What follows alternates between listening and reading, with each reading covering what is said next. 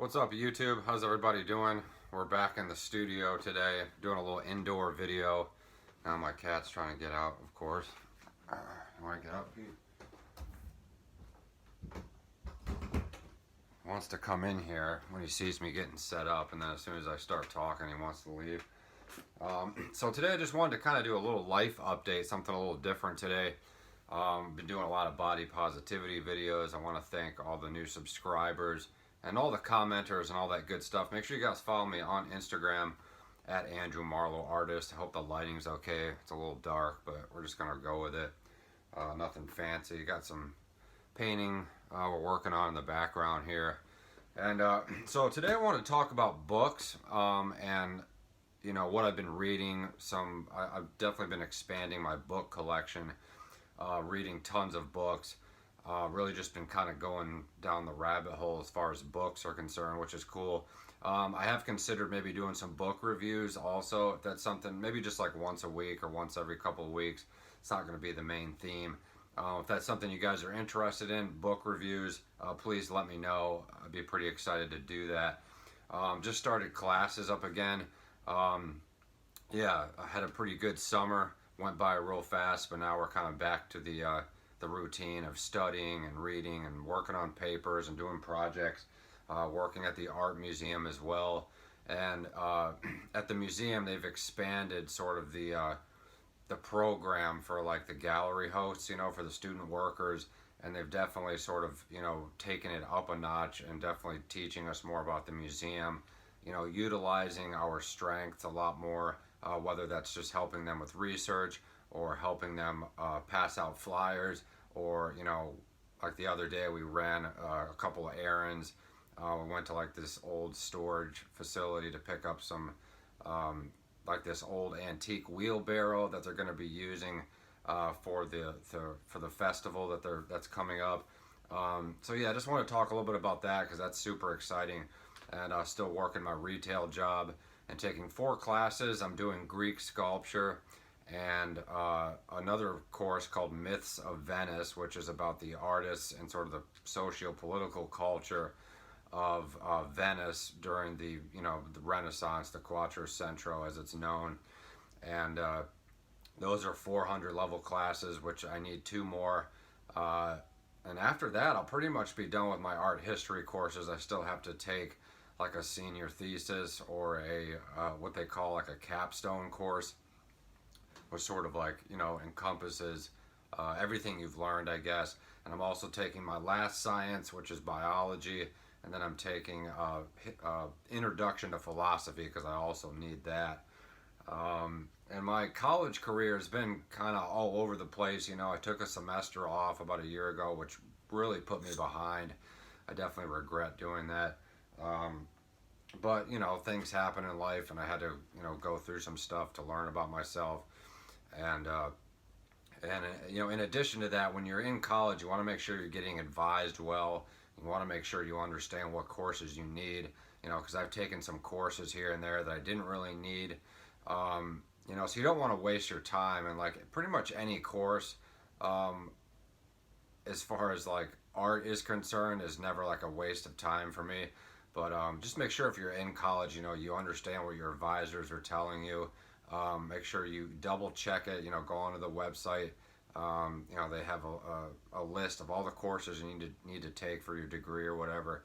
And I just want to kind of touch briefly upon, you know, what are some of my goals this semester, you know, in terms of previous semesters or whatever. And I think this semester I really want to just enjoy the process. And that's always my, you know, initial goal when I start a semester is like, we're going to enjoy the process, we're going to be dedicated. But as the weeks and the months go on, as we all know, you run out of steam, you start getting frustrated, you lose passion, and you start thinking that, you know, your school career is you know, taking something from you know, it's taking up all your time, it's taking up your social life, it's taking you away from your creative endeavors or whatever.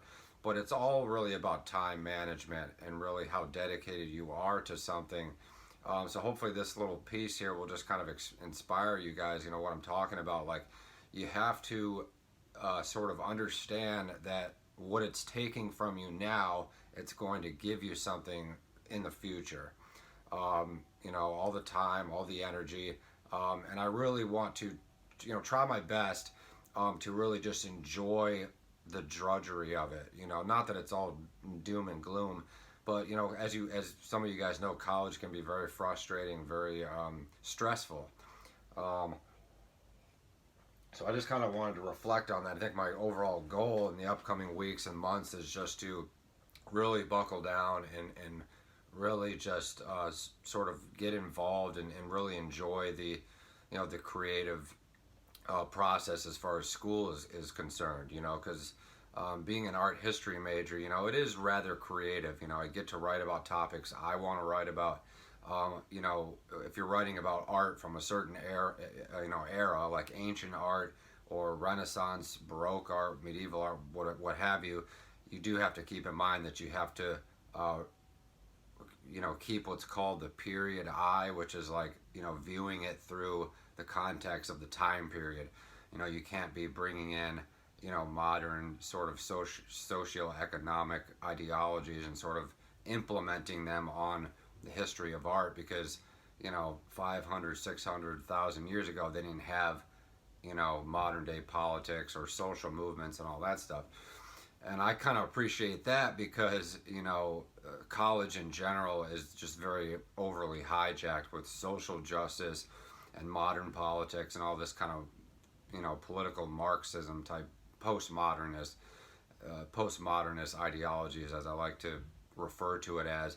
So when you're studying like the older art, it's kind of cool because you don't have to necessarily feel pressured to talk about that stuff. If you were in like a modern art class or like a political class, or pretty much any class, they're going to find a way to sort of insert these, and even some of my professors still do it. They sort of insert these postmodern social justice ideologies into the classes, which is obviously their discretion, that's their choice. But it is a creative process in terms of being an art history major because you get to pick your own topics and you can write about pretty much whatever you want to write about.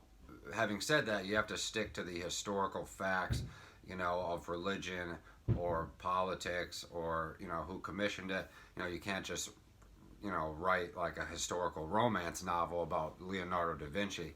You got to write about, who commissioned the work, where the work was placed, what materials he used, what was the social and political sort of situation at the time, what was the history of that location, all that kind of stuff. So it's super interesting, but I really just want to buckle down and just enjoy it and not always be thinking in the back of my mind like, oh, this is taking so much time.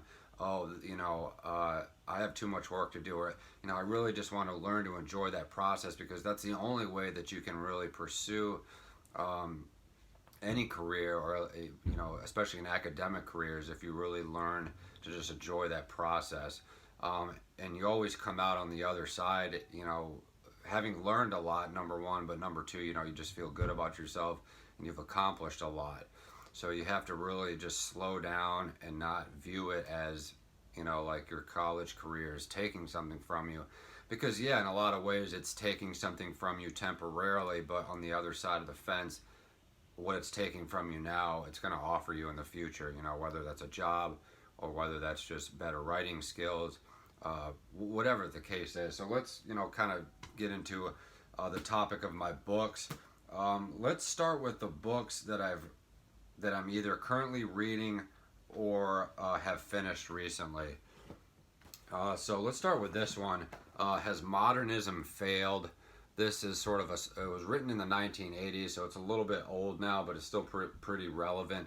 It's sort of a social, academic critique of the modern art movement and talks about sort of how modern art is, sort of promotes this idea that it's anti-establishment or that it's, a free-thinking movement and all this sort of stuff. But really, there's a lot of money laundering involved in modern art. And the way that modern art has sort of progressed, it's like it has no direction. And that's kind of what her concern is, written by a woman called Susie Gablick. That's sort of what her concern is just that modern art just lacks any sort of movement. It's kind of like everybody for themselves, and there's no real foundation, sort of promoted upon modern art by the society or by the movement itself to really stand for anything other than sort of postmodern politics, and just the individuality of the artist. But a lot of the modern artists, they lack the skills to really be individual. It's like that's the thing with modern art. It's like it wants to sort of suggest this just be yourself sort of attitude, express yourself. But if you don't have any real foundational artistic skills, how can you really do any of those things?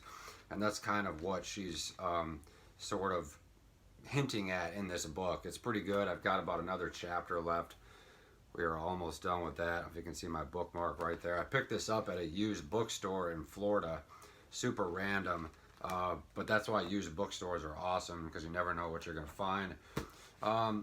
I did just want to sort of briefly bring this back into I haven't read this at all recently, as you can see. Henry Miller, Tropic of Cancer. I may or may not finish it.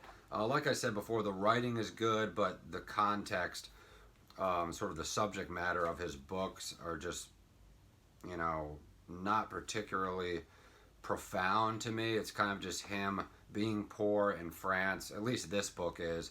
Being poor in France, writing, drinking, having sex with, prostitutes and all kinds of stuff, and that stuff can be entertaining, but it's sort of the way it's sort of like the mood behind Henry Miller that can kind of be unsettling at times. It's one thing. It's like if you read Bukowski, it's like it's sort of the same sort of content, but Bukowski does it in a much more like entertaining way, number one, and a much more like maybe genuine way. You can tell that he's still a man that's got a heart and morals and all that stuff.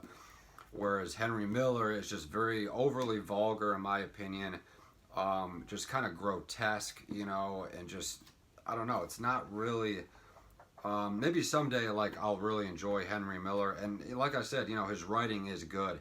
He does have a real good way of writing and telling stories, which is cool. I should probably put my phone on Do Not Disturb, if I may. If it'll let me. I don't think it's going to let me here. Alright. Make sure this is still recording. Alright, so yeah, that's pretty much Henry Miller in my experience so far. Like I said, not a bad writer, but whatever. So let's move on. Thomas Wolfe, You Can't Go Home Again. I started this about maybe 3 or 4 months ago, and then kind of put it down because the middle section, it got kind of boring. He starts going on about Elaine Bernstein, and just all this boring kind of dialogue, and you get that a lot of times with Thomas Wolfe. But like I said, the beginning is super interesting. This was published posthumously, meaning published after he died. So make of that what you will, but there's skepticism that, these later books of Thomas Wolfe are not the real Thomas Wolfe. They were highly sort of compromised by his editor, Herbert Aswell, I think his name was. But I think in a nutshell, once you get past that little middle section, it starts getting really interesting again. And I think this is some of Thomas Wolfe's best writing. Just some of the most profound stuff he's ever written. Obviously, it's written, he wrote it while he was still alive, but it was just sort of like a huge, giant, rough draft. If you guys know anything about Thomas Wolfe, he wrote, a tremendous amount of words. So they kind of had to cut and paste it, figure out what the story was going to be. But like I said, it's some of his best writing, and the story of it is, way after Look Homeward Angel and Of Time in the River, which you guys have heard me talk about before. It's way after that, after his books were finally published. These are like what he was writing about when he was a successful author, and sort of the pressures of fame, the delusions of fame. And his character here, he's not writing about Eugene Gant as he normally would. In his first 2 novels, he expands and creates a new character called George Webber. And George Webber is still a representation of Thomas Wolfe himself, or Eugene Gant rather. But George Webber, the term Weber, his last name being Weber, is sort of a reference to the web of life. And his character in the novel and the writing expounds to a much larger sort of social context other than just an autobiographical fiction. He writes about poverty and rich people and politics and all kinds of really interesting things. So yeah, I definitely recommend Thomas Wolfe. I wouldn't recommend reading this one until you've read like Look Homeward Angel or Of Time in the River. And now that we're on the topic of Thomas Wolfe, we'll start with, we got a couple more Thomas Wolfe books here.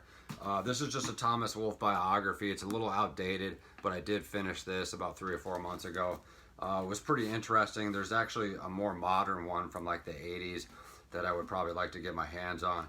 But overall, pretty solid biography about Thomas Wolfe. Talks about his weird, eccentricities or whatever, how eccentric he was and all that stuff. And another Thomas Wolfe biography, which was written maybe about 4 or 5 years ago, super modern, is Thomas Wolfe, When Do the Atrocities Begin? It's a really beautiful book. And this biography focuses on the last maybe 2 to 3 years of his life and sort of the tensions between him and his publisher, Maxwell Perkins, and talks about his editor and talks about just the letters that went back and forth between the people in Thomas Wolfe's life. Talks a little bit about his behavior, his drinking, his smoking, his mood swings, and it's a super interesting book. It's written in kind of like a real scholarly style with a lot of endnotes, and so but super cool book if you're interested in Thomas Wolfe. It's probably not the best Thomas Wolfe biography that's out there, but it is good. So one more Thomas Wolfe, and then I promise we'll move on. So this is Oh Lost, which I found on Amazon. Say what you want about Amazon, but it's like most things that you're really looking for, you can't find anywhere else other than Amazon. Barnes and Nobles doesn't really have anything anymore. Used bookstores are cool, but you can't find real specific things or new things. So this is the original version of Look Homeward Angel. This is like the original draft that he brought in to his publisher that they ended up, changing drastically. I'm sure it's somewhat similar, but this is regarded among scholars and Thomas Wolfe fans to be like the real deal as far as Thomas Wolfe goes. This is like his true genius, sparkling in all its glory, without the aid of editors or publishers or anything. Have not read this yet. But I'm super excited to, I only finished Look Homeward Angel maybe about a year ago, so I'll probably give this some more time before I kind of go back and explore that theme. But this smells super good too. Beautiful pages, beautiful print. So it's basically Look Homeward Angel, but it's like the more raw version. So I'm interested to hear what that's about. Okay, moving on now. Another book I finished about a couple weeks or a month ago, The Laws of Human Nature by Robert Greene. Super interesting book. Sort of like historical, political, psychology book, I guess you could say. More of just like historical history in the context of Robert Greene's sort of vision for what he calls the laws of human nature. If you guys are familiar with Robert Greene, in all of his books, they're basically history based. He uses examples, spanning from the early Renaissance to the ancient times to, Martin Luther King, whatever the case is. But he sort of puts history and certain individuals in history in sort of a socio-political, psychological context, and he lays out these laws for what we can learn in terms of these historical figures. And this one focuses on human nature and what you need to do to like achieve things or succeed among your people, how to get along with people, how to succeed in business or creative endeavors, whatever the case is. It's really hard to describe what Robert Greene really does. You kind of just have to read it, and it's absolutely fantastic. Definitely recommend this. He definitely tends to repeat himself a lot. It does get a little bit repetitive, but at its core, it's a really great book. I think his books are maybe sometimes a little too long. I think he could say what he's trying to say in maybe half the size of this, but it's Robert Greene. What are you going to do? So another book that I've recently finished is Dark Days by Randy Blythe. It's Blythe. It's not Blythe.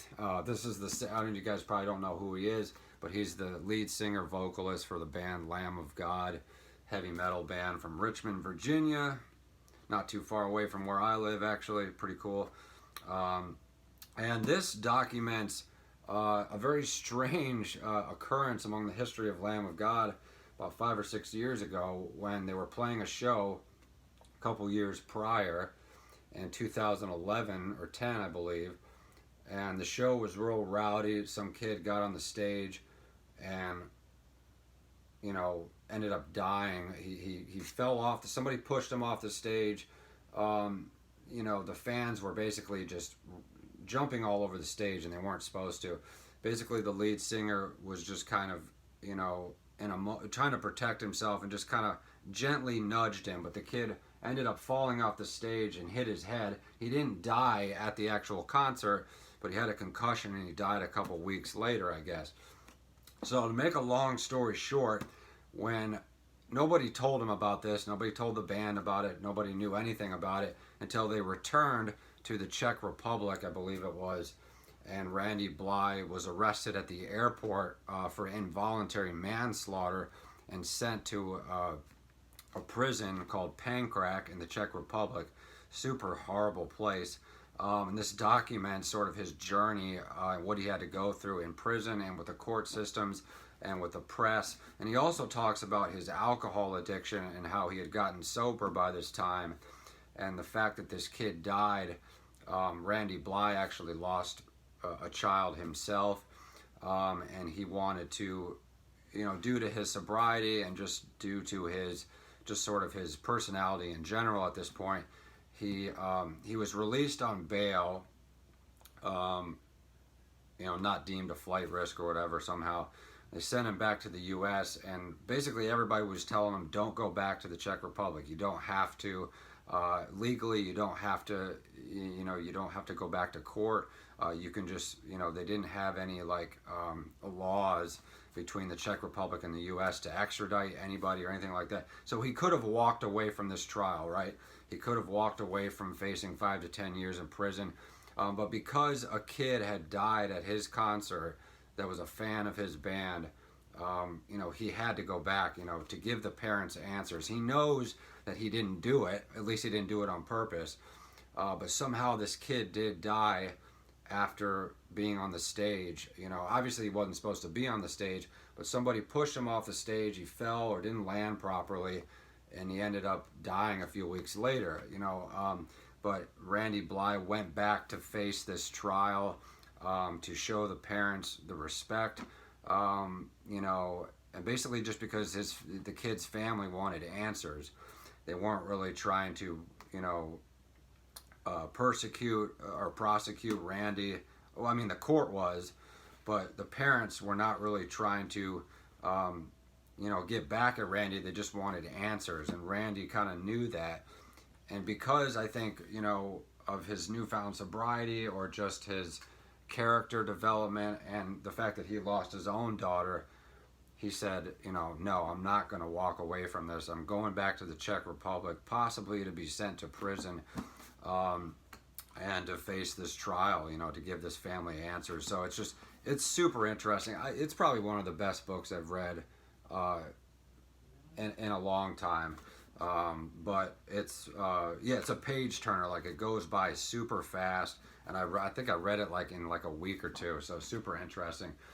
So let's move on to a couple other books here real quick. All right, so let's jump to James Baldwin here for a second. I picked this up at the used bookstore, but it's actually a brand new book. And I heard about him from somewhere. I forgot where it was, YouTube or something. Saw an interview. Super interesting author. A little extreme, in my opinion, in certain elements, but he's basically, in this book is called The Fire Next Time. It's real short, pretty easy to read, but it's basically a letter written to his nephew or something in the context of like, you know, an essay or something, where it sort of documents, you know, the early, you know, black justice movements like the Black Panthers and the, you know, sort of the Muslim, you know, religious black movements in the U.S. But it sort of examines, you know, the tensions of, you know, poverty and racism and all this kind of. So it's very interesting. When I finish it, I'll give you guys a little bit more of a sense of what my reaction to it was, but it's got a lot of interesting facts. It's a little extreme and sort of it's, you know, I guess you could say polarizing narrative of racism, but like I said, James Baldwin, we're talking maybe 1950s and 60s and 70s he wrote, you know, so things were obviously much worse back then than they are today. So James Baldwin, The Fire Next Time, I'll give you guys a little update on that later on. Another book I'm reading, I started this at the airport about a month ago. It's called Bury My Heart at Wounded Knee. I think I talked a little bit about this. Sort of a historical document from the Native Americans' point of view of like the Indian Wars, the Plains Indian Wars, and it goes into some other tribes as well, the Iroquois and the Apaches, and pretty much any tribe you could actually, you know, most of the more famous tribes are in here. I shouldn't say any tribe you can think of, because there were probably thousands upon thousands of tribes. But I was reading this back in like grammar school, okay, guys? And my teacher said, like, you know, this is way too advanced. You shouldn't be reading this. But anyway, this has been one of my favorite books. I kind of picked it up recently. Really been enjoying that. Okay, so these are moving on to books I have not read, and I promise we're almost done here. This is The Comanches by H.T.R. Fehrenbach, and this book used to be under a different title. It was called Comanches, The Death of a People. It was a little bit bigger. It was a little bit nicer of an edition, in my opinion, but they've kind of scrunched it down, changed the cover, and they actually changed the title for some reason. Now it's called The History of a People. Unless maybe that's just sort of the Mandela effect or whatever they call it. Maybe I'm just remembering it as The Death of a People. But anyway, this is a great historical documentation of the Comanche tribe and the Plains Indian Wars. And it goes into the sort of the prehistoric version of the Comanche tribe. They were known as the Numurna, I believe, or the Nermona or something. Yeah, super interesting book. Can't wait to get into this. So I'll probably finish Bury My Heart at Wounded Knee first, and then we'll get into that. Another book by James Baldwin I picked up. I haven't read this one yet. This is more like a novel. So I'm interested to, you know, hear what he has to say in the form of a novel. It's a little bit longer. But as you can see, I've just really been expanding my literary palette. I got a couple historical books here about the United States. We got one called Roanoke Island, The Beginnings of English America. We've got another one called How the West Was Lost, The Transformation of Kentucky from Daniel Boone to Henry Clay. So these are like sort of early, you know, American history stuff involving Native Americans and early settlers, you know, way before the Civil War. Way before the Revolutionary War, probably in some of these cases, or maybe during that time. So this talks about the Mayflower and all that stuff. These books are probably more like a scholarly type endeavor, which is interesting. So I think we've got one more, and then we'll end this video soon. This is Forever Amber. This is a historical romance novel that I read in high school, and it's just such a beautiful book physically. And I just remember how beautiful the book was to read. And it was always, you know, I always let people borrow it. Like there was a girl that I let borrow, and I think I never got it back from her in high school, so that's why I ended up buying another copy. And I bought a copy of this for my friend Jessica in Canada. And I've just been kind of sharing this book with people. And it was always in the back of my mind, like I need to get another copy of Forever Amber. I need to get another copy. And so I finally got a copy. It's the same edition that I had, and just look at that. Like that's just so cool. It's enormously thick, but it's a good inspiration if you want to write novels or historical romance. It takes place in London during the Restoration era. I'm not sure what that is, Restoration England. I guess that's maybe 16, 17, 1800s maybe. I don't know. Maybe if I read it again, I would remember. But super interesting, and I'm excited to read this at some point. Not sure when I'm going to pick it up. But I'm probably going to end this video because I'm going to go to the gym with my dad, and I got to put these books back on the shelf. Thank you for listening to me ramble for a half an hour, guys. So I forgot to mention one other book that I got, which is Somewhere in Time, which is kind of another historical romance novel. It's more of like a time travel fantasy novel. This is a pretty nice edition. It's a lot smaller and a different cover design than the original one that I had. I kind of prefer the other one that I had, which wasn't even the original because the original is now out of print. But they basically republished the original version of Richard Matheson's novel, which was originally called Bid Time Return, and then they made it into a movie, and I think now they just call it Somewhere in Time because people know more about the movie probably than they do the book. The book came first, and the book is actually really beautiful. It's really amazing book. Quite a bit different than the movie. Not quite a bit, but significantly different than the movie. So yeah, Richard Matheson, Somewhere in Time. Just wanted to get that on my list. And hopefully you guys stuck around to see this last little clip. And we'll see you guys next time.